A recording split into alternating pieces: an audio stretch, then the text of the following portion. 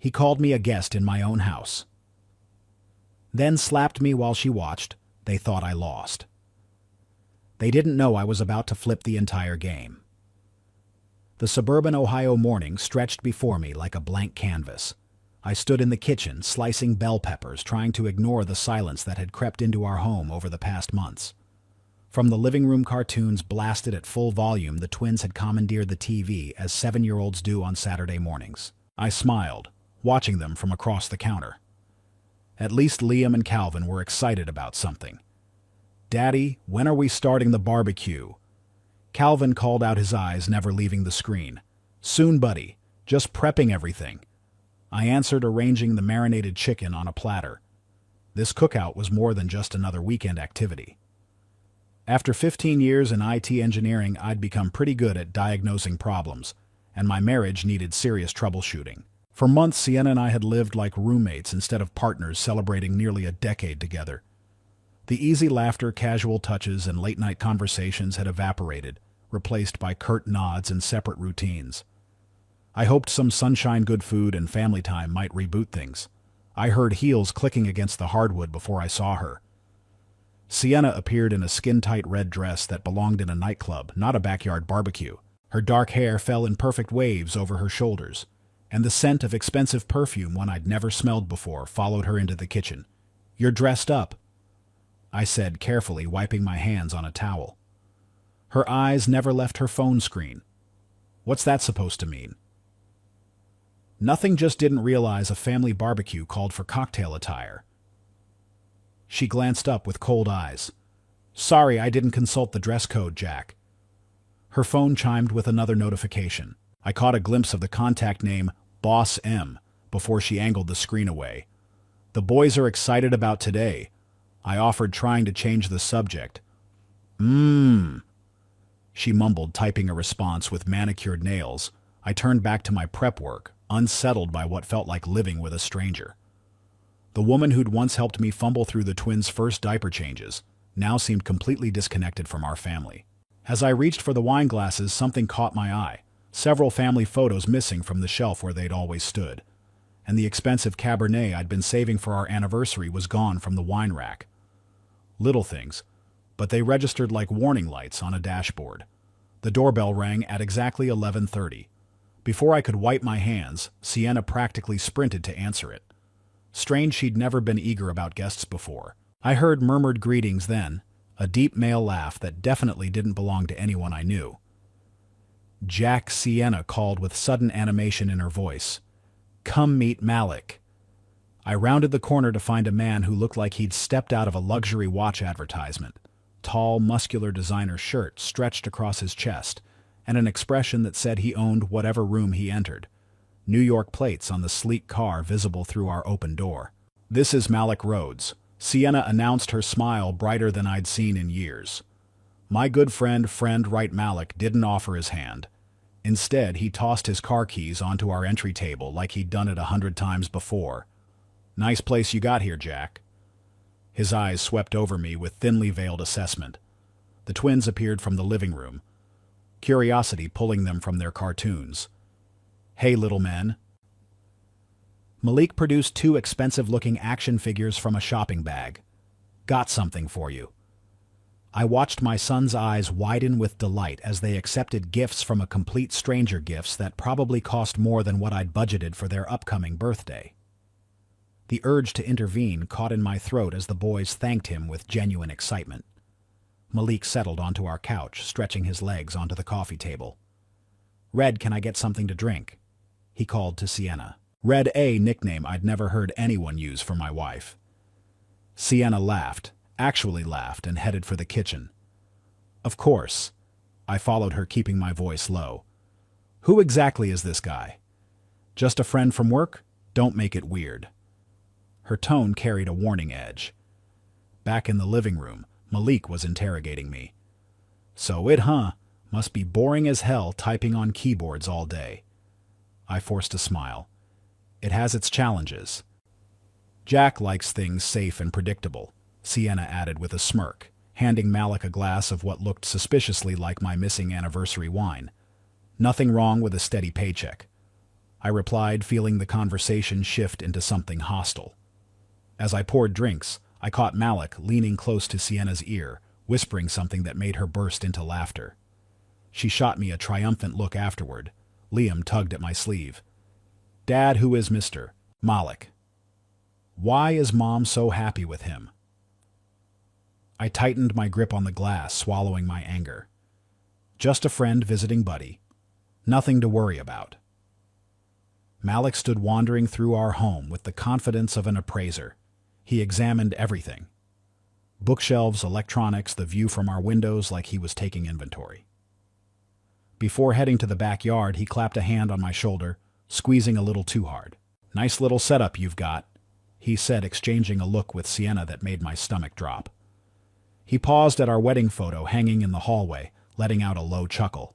Turning to me with a smirk, he said, "This picture's about to be outdated. Jack."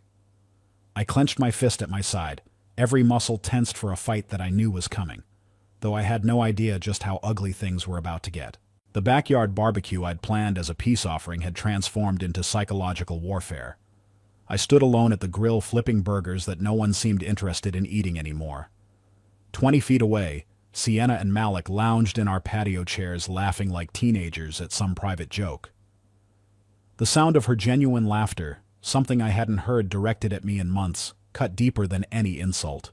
Malik tilted back the bottle of Cabernet I'd been saving for our anniversary, draining the last drops without a second thought. The $50 wine I'd carefully selected, the one that reminded us of our honeymoon in Napa Valley, disappeared down a stranger's throat. "This is good stuff, Jack," he called out, holding up the empty bottle. "Got any more?" Before I could answer, Sienna was already up. "I know where he keeps the good bottles," she said, shooting me a contemptuous glance as she headed inside. I watched my sons from the corner of my eye. The initial excitement of their new toys had faded, replaced by confusion.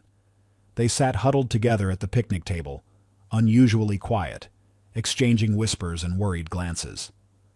7-year-olds shouldn't have to sense the hostility electrifying the air around them, but kids always know when something's wrong. Sienna returned with another bottle, the Bordeaux I'd been saving for Christmas. She poured Malik a generous glass, then one for herself, not bothering to offer me any. "Dad," Calvin's small voice called from the table. "Can we go play video games inside?" I nodded, relieved they wanted to escape this tension. "Go ahead, guys." As the boys disappeared through the sliding door, Malik stood up abruptly. He dusted off his hands, adjusted his designer watch, and walked deliberately toward me at the grill. There was a swagger in his step, the confidence of a man who knew he was about to drop a bomb and walk away from the explosion. "I think we should clear the air, Jack," he announced loudly. Stopping just feet from where I stood with the spatula still in my hand, I kept my eyes on the grill. "Nothing to clear. You're just leaving." "See, that's where you're wrong." He stepped closer, invading my space. "I'm not going anywhere. In fact, I'm the man of this house now." I looked past him to Sienna, expecting shock denial, any normal reaction from a wife hearing another man stake a claim to her home. Instead, she stood with arms crossed, head tilted, a small smile playing on her lips. The scene had been rehearsed, practiced. "You need to leave," I said evenly, gripping the spatula tighter. "Make me!" Malik challenged, his breath reeking of my expensive wine. I turned back to the grill, determined not to let him provoke me in front of my home. "I'm not doing this." The crack of his hand against my face echoed across the yard. The slap stunned me for only a fraction of a second before instinct took over. The spatula clattered to the concrete as my fist connected with his jaw in one fluid motion. Malik staggered back, surprise flashing across his face just before my second punch landed. He toppled backward onto our glass patio table, shattering it into 1,000 glittering pieces.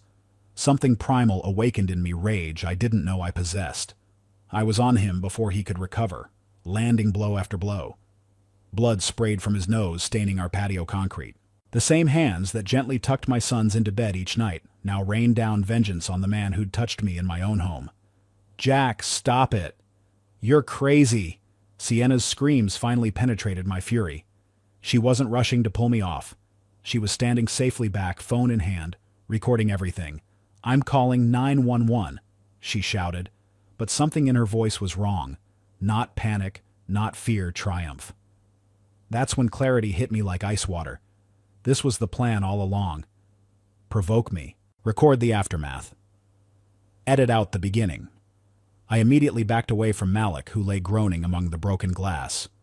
His designer shirt now crimson-stained. Blood dripped from my knuckles as sirens wailed in the distance. They'd arrived too quickly. She must have called before anything even happened. 2 police cruisers and an ambulance pulled up within minutes. Officers approached cautiously while Sienna ran to them, tears suddenly streaming down her face, pointing at me frantically. "He just snapped," she sobbed. "He's been so angry lately, I've been afraid something like this would happen." I stood silent, catching my breath, watching the performance of a lifetime. "Officer," I finally said, "before you do anything, please check with the neighbor at 1422. They have security cameras that cover this entire backyard." The mention of cameras changed everything. Our neighbor, Mrs. Patterson, confirmed my story, showing officers footage of Malik's slap and everything that followed. I wasn't arrested, but Malik was taken away on a stretcher, his face swollen beyond recognition. As they loaded him into the ambulance, he turned his bloodied face toward me. "We're taking everything from you," he slurred through split lips, smiling despite the pain. After the police left, Sienna stood in our doorway. Her acting performance concluded. Without a word, she pulled a folded document from her purse and tossed it at my feet. "Divorce papers. Already signed and dated 2 weeks ago." I picked up the papers and a photograph slipped out from between the pages. Sienna and Malik embracing in front of our house, time-stamped from exactly 3 weeks earlier when I'd been away on a business trip. The realization hit me like another slap. I wasn't losing my marriage today. I'd lost it long ago and just hadn't been informed. I was merely the final chess piece they needed to remove from the board. Silence hung over our house like a shroud that evening. The twins had retreated to their bedroom door, firmly shut, the muffled sounds of their video games barely audible. They hadn't asked any questions. They didn't need to. Children absorb everything, especially fear. I stood in our kitchen staring at the divorce papers, my hands still raw from the fight. The photo of Sienna and Malik burned in my pocket like a hot coal. In the living room, Sienna lounged on our sofa, sipping what remained of our wine collection. Her composure was remarkable. No tears, no explanations, just the detached confidence of someone who'd already won. "How long?" I finally asked, walking into the room. She took another deliberate sip, eyes never leaving mine. "Does it matter? I'd like to know how long my wife has been sleeping with someone else." Sienna shrugged, the gesture so casual it made my stomach turn. "You already know everything, so why ask? The divorce papers are dated 2 weeks ago." "Impressive detective work," she mocked. "I'll be taking custody of the boys, of course, and half of everything. Though really, there's not much worth taking." The calculated coldness in her voice wasn't new. It had been there for months. I just hadn't wanted to hear it. This whole thing was staged. I said, the realization crystallizing, getting me to hit him. Creating a domestic violence narrative. Plan B. She replied with a thin smile. But the divorce was happening either way. While she went to shower, I moved quietly through the house, piecing together the conspiracy that had been unfolding under my nose. Our home safe yielded the first clues. Property transfer documents showing our house had been partially remortgaged, without my knowledge, with Sienna's signature forged alongside mine. Car sale agreements for my Audi listed in her name despite being jointly owned. On my laptop, I discovered our joint accounts had been systematically drained over the past 6 months. Small withdrawals at first, nothing suspicious, then larger transfers as recently as last week. The money trail led to an offshore account in the Cayman Islands, with both Sienna's and Malik's names attached. The warning signs had been flashing for months. Sienna's sudden business trips to New York, always returning with expensive new clothes, but vague stories about meetings. Her suggestion 3 months ago that I transfer some assets solely into my name for tax purposes, a trap I'd nearly fallen into. The late nights at the office that always smelled of unfamiliar cologne when she returned. Her casual mentions that I should spend more time with the boys so she could focus on her career advancement. I found her old iPhone buried in a shoebox in her closet, powered off but not discarded. The passcode was our anniversary date, the final irony. What I found inside turned my blood to ice. Hundreds of text messages between her and Malik, dating back 11 months. Photos exchanged, videos. The most damning evidence was a video filmed in our bedroom on our bed while I was at a conference in Seattle. He'll never do anything about it. Malik, Sienna's voice rang clear through the phone's speaker. Jack's a lifelong pushover. He'll just take it. I expected rage to consume me, but instead a strange calm settled over me. Clarity replaced confusion. This wasn't a crime of passion, but a meticulously planned heist of my home, my children, my dignity. I called Bryce Turner, my oldest friend, keeping my voice low. Jesus Christ, he whispered after I explained everything. Jack, His voice caught. I saw her with some guy at Westlake Mall about 3 months ago. They were intimate. I didn't know what to do. I didn't want to be the one to blow up your marriage without being absolutely sure. You wouldn't have blown up anything, I assured him. It was already gone, I just didn't know it. You need a lawyer, Bryce said. Not just any lawyer, I know someone, Andrea Vasquez. She handles high-conflict divorces, specializes in cases involving financial fraud. I'll call her tonight. While the household slept, I moved methodically, documenting everything. Bank statements, property records, the contents of Sienna's phone. I placed voice-activated recorders in the living room and kitchen, not illegal in Ohio when it's your own home. The next morning, I met with Andrea Vasquez in her downtown office. Her expression remained professional as she reviewed the evidence, but her eyes hardened as she flipped through the photos and financial documents. This is methodical, she said, tapping the bank statements. Premeditated financial fraud, evidence of conspiracy, attempted framing for domestic violence. She looked up at me. Mr. Morgan, they made a serious mistake underestimating you. I nodded, feeling a cold resolve hardening inside me. What's our strategy? First, we secure your assets, then we build a countercase. She began outlining steps: freezing accounts, documenting everything, preparing for custody evaluation. Back home, I decided to review our security camera footage again, something nagging at the back of my mind. That's when I spotted it, footage from 3 weeks earlier during my Chicago trip. Sienna leading Malik not to our bedroom, but to my home office. They emerged 20 minutes later, Malik tucking something into his jacket, a folder with the distinctive blue edge of Vanguard Capital documents. My heart stopped. Those weren't just any documents. They were share certificates and partnership agreements for my friend Kevin's startup. Papers I was holding as a neutral third party during their company restructuring. Worth millions if someone knew how to leverage them.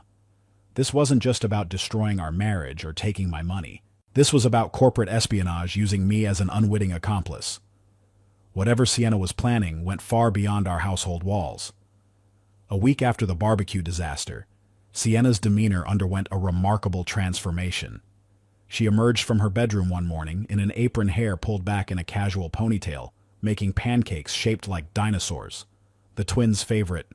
"Good morning," she said with a warmth I hadn't heard in over a year. I thought the boys deserved something special. I watched as she moved around the kitchen with practiced domesticity, her performance flawless. When Liam and Calvin bounded in, she greeted them with hugs and kisses, asking about their homework and video game progress. "Is Mom okay?" Calvin whispered when she stepped away to flip more pancakes. I nodded, squeezing his shoulder. "Everything's fine, buddy." But I caught the calculated coldness behind her smile when the boys weren't looking. The way her eyes remained lifeless, even as she laughed at their jokes. This wasn't reconciliation. It was strategy. Later that day, Bryce called with news. "Jack, she's meeting with Gerald Hoffman," he said, his voice tense. "He's the most aggressive divorce attorney in the state, specializes in character assassination." "How do you know?" "My cousin works as a paralegal in the building. She spotted Sienna going into his office yesterday. And Jack, she's telling people you have anger issues, that you've been threatening her for years." I exhaled slowly. "Not surprising. She's building a case for full custody and most of your assets." Bryce continued, playing the abused wife narrative hard. It was time to turn the tables. Andrea Vasquez had helped me formulate a plan that was simple but effective. Give Sienna just enough rope to hang herself. I approached her that evening after the boys were asleep. "I've been thinking about everything," I said, my voice deliberately defeated. "Maybe we should talk privately about how to handle this divorce without dragging the kids through court." The flash of victory in her eyes was unmistakable. "That's surprisingly mature of you, Jack."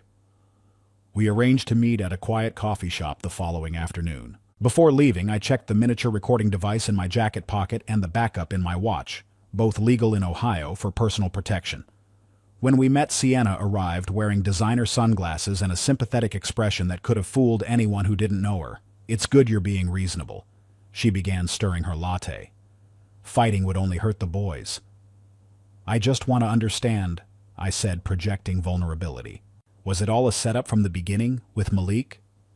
She smiled, unable to resist the opportunity to showcase her cleverness to her perceived inferior. "Not from the very beginning, but once we realized how passive you are, it seemed like an opportunity. The barbecue confrontation was perfect." She finished, leaning forward. "We knew exactly how to push your buttons. Malik was supposed to provoke you into throwing the first punch, but your self-control almost ruined everything." She laughed. "Thank God he improvised with that slap. You were so predictable after that. And the boys, having them witness it, collateral damage." She shrugged. "They'll forget eventually. Besides, the court psychologist will document how they saw their father's violent outburst." "You've thought of everything," I said quietly. "We have a restraining order ready to file." She continued, growing more confident with my apparent surrender. "Once you're legally removed from the house, the rest is simple. I keep the house primary custody and you get supervised visitation after paying significant alimony." "And Malik." Her smile turned cold. "What we do is none of your business anymore." I nodded slowly, asking a few more questions, each one drawing out more detailed admissions as her pride led her to reveal every aspect of their scheme. Within an hour, I had everything I needed. I forwarded the recordings to Andrea immediately after leaving. 3 days later, we set our trap. Detective Coleman from the Financial Crimes Unit had taken interest in the corporate document theft, and surveillance confirmed Malik and Sienna were meeting at Riverside Cafe, their regular spot for exchanging information and money. I watched from Detective Coleman's unmarked car across the street as Malik limped to the table, his face still showing the aftermath of our encounter. Sienna handed him a manila envelope, which he quickly checked before passing her a USB drive. The police moved in with perfect timing. Malik attempted to flee but was quickly apprehended. The envelope contained $50,000 in cash and instructions for accessing the offshore account.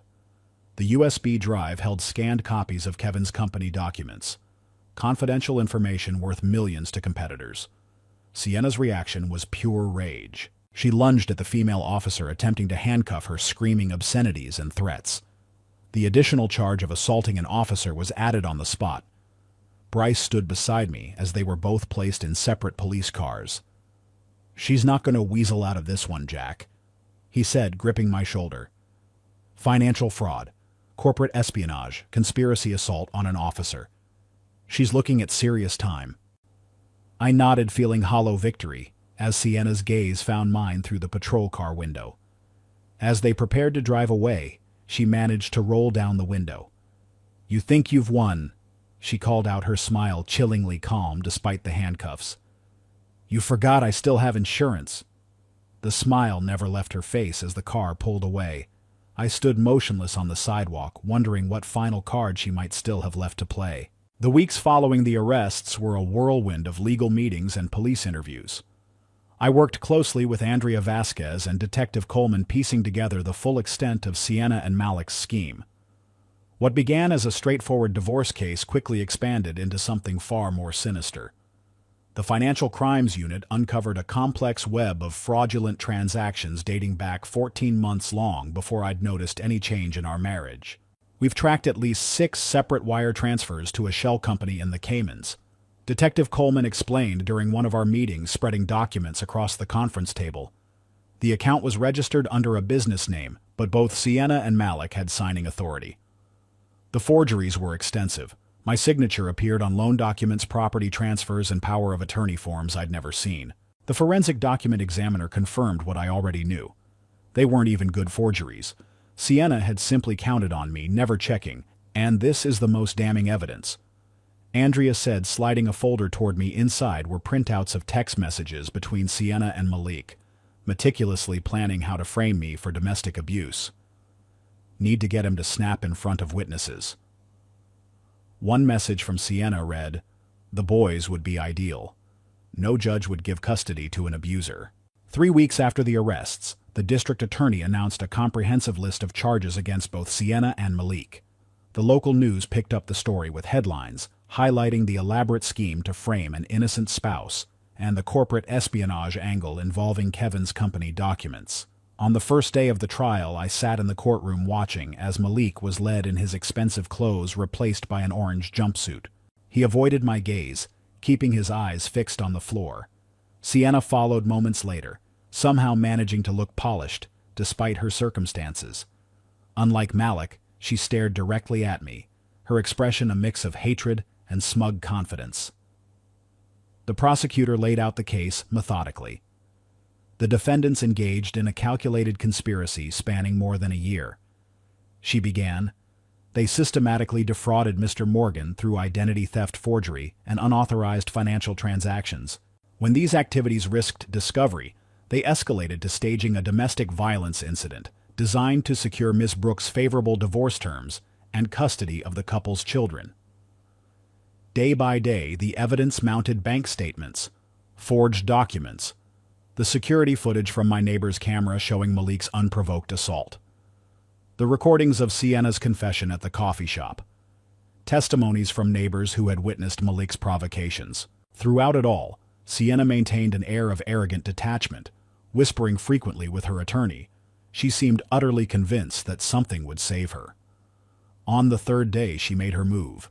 "Your Honor," her attorney announced, "we have evidence that Mr. Morgan has a history of threatening behavior toward my client." The courtroom fell silent as her attorney presented an audio recording. In it, my voice, clearly agitated, threatened Sienna with vague but ominous consequences. Andrea squeezed my arm as I started to protest. "Wait," she whispered. Our expert witness and audio forensic analyst took the stand immediately after. "This recording has been heavily edited," he testified, displaying waveform analyses on the courtroom screen. "Multiple segments spliced together with context removed. I've identified at least 7 points of digital manipulation." The judge's expression hardened as he reviewed the evidence. "The court views attempted evidence tampering with the utmost severity," he warned, looking directly at Sienna. That afternoon, Malik's attorney requested a private meeting with the prosecution. When court reconvened the next morning, the dynamic had shifted dramatically. "Your Honor," the prosecutor announced, "Mr. Rhodes has agreed to testify against Miss Brooks in exchange for consideration during sentencing." Sienna's face drained of color as her former partner took the stand and methodically detailed how the entire scheme had been her idea from the beginning. She approached me after meeting at a finance conference.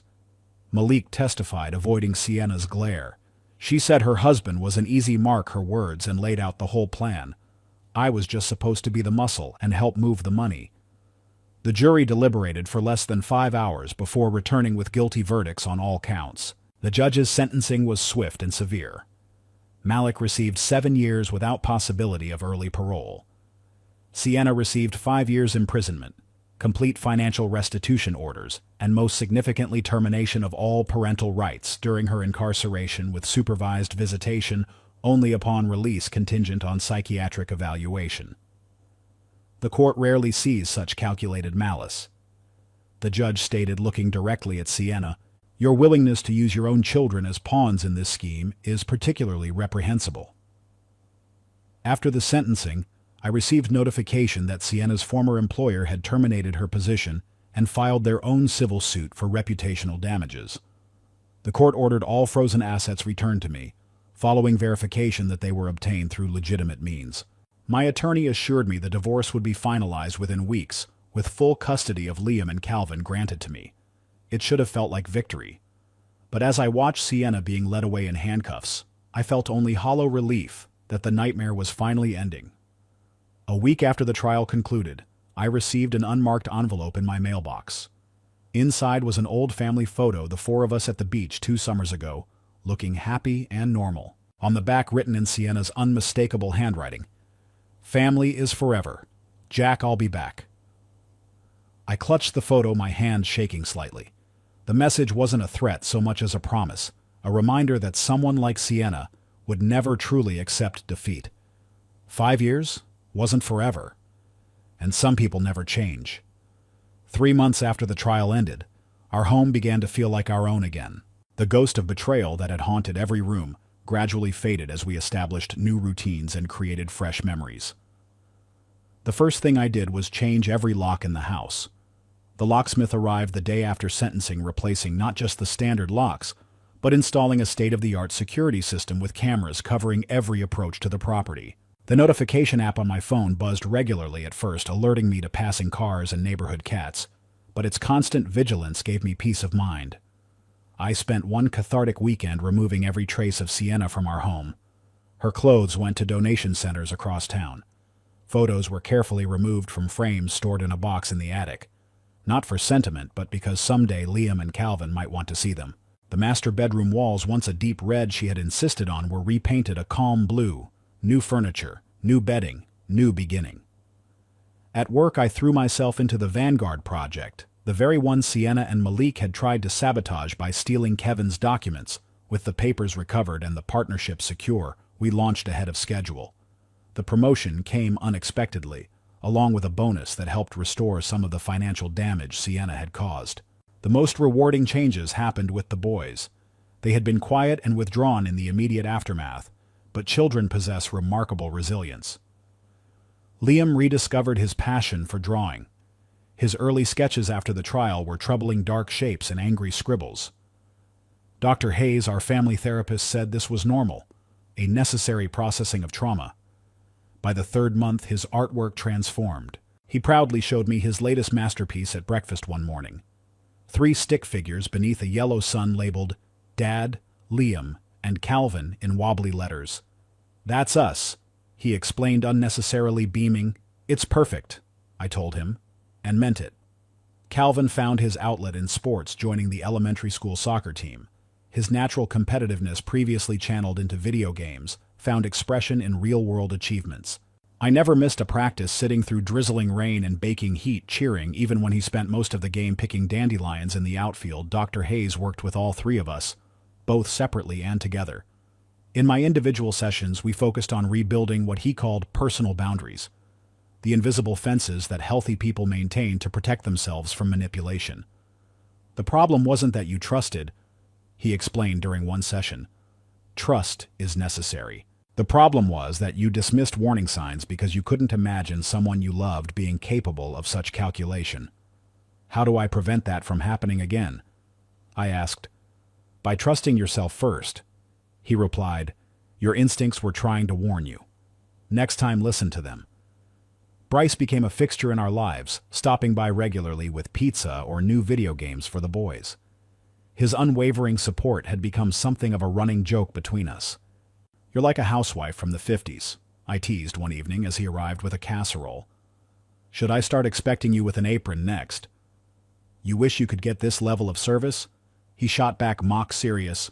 "My casseroles are legendary." On a warm August evening, I decided it was time to reclaim the final piece of our home, the backyard where everything had fallen apart. I fired up the grill for the first time since that day, but this barbecue couldn't have been more different. Just the 4 of us, Bryce and my boys, laughing and eating burgers as fireflies began to appear in the gathering dusk.